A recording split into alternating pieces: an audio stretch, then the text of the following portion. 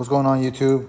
So I'm swapping out the lenses on my projectors for my mk5 GTI, and I'm trying to do this the easiest way possible without having to remove the actual lens off the whole headlight. So I'm just going to remove the projector, and there are four, I believe these are T25, let's see,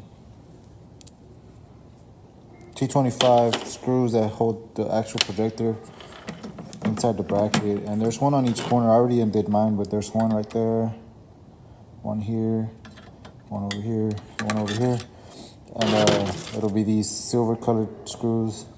So I loosened them up with my drill and an extension, and I left the screws in place.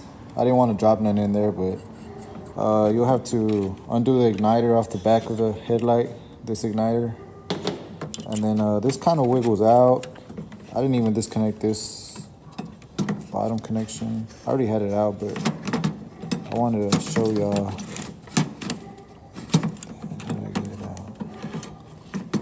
Okay, there it goes.